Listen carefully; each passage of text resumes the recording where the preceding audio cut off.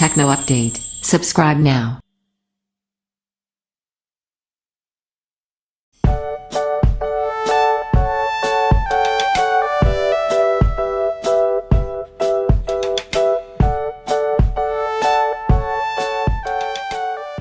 Maze Alpha X Review. Features and design. Side by side, it's obvious which phone is which, the taller, narrower screen immediately identifying the newcomer. It's an LG display with 2160 by 1080 pixels, which equates to 401 pi. Being an IPS screen, viewing angles are fine and it's relatively bright. Colors are also decent, if lacking the punch you get from, admittedly more expensive, AMOLED screens. Maze hasn't simply shoehorned the taller screen into the same chassis for the X, even though both phones have 6-in displays. In order to retain a front-mounted fingerprint sensor, the Alpha X is a few millimeters taller, but it's marginally lighter at a still hefty 210 grams. The bezels are slim, but not the smallest around. The top bezel still has to house the earpiece speaker and a notification light.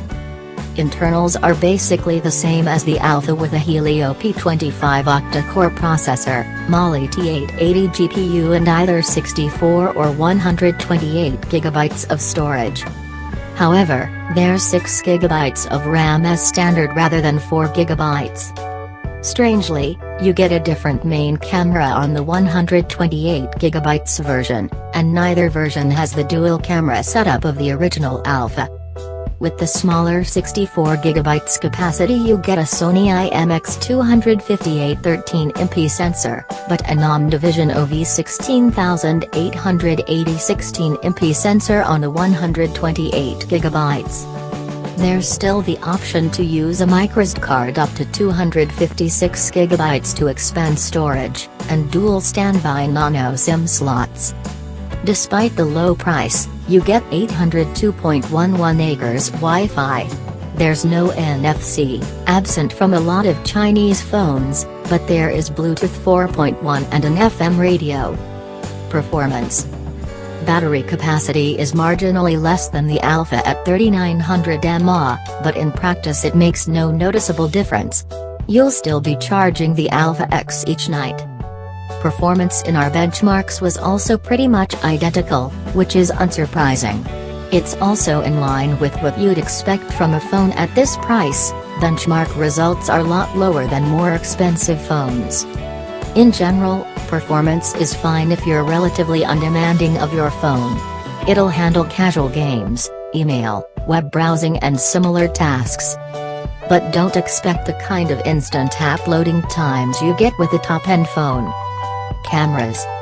We were sent the 64 GB, 13MP version to test, but although it's a Sony sensor, cameras are not the Alpha X's strong point.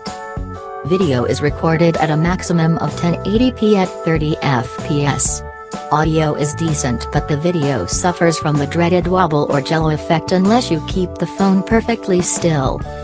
There appears to be software stabilization, which could be introducing this wobble effect, that's applied after you shoot the video as the image jerks around if you walk while videoing. At the front, it's an 8MP selfie camera, again suing a Sony sensor. It does a decent job, and there's the expected beauty mode you can play with. Software. We criticized the Alpha for lacking an app tray, but that's present on the Alpha X and, for the most part, Maze hasn't mucked around with Android, so you get a near-stock version with all Google apps present. The fingerprint scanner doubles as a home button, so you can hide the on-screen navigation controls most of the time and get the most from the big screen. You can also pinch to zoom in on videos so they occupy the whole screen. A short tap is the same as the back button, and a long press takes you to the home screen.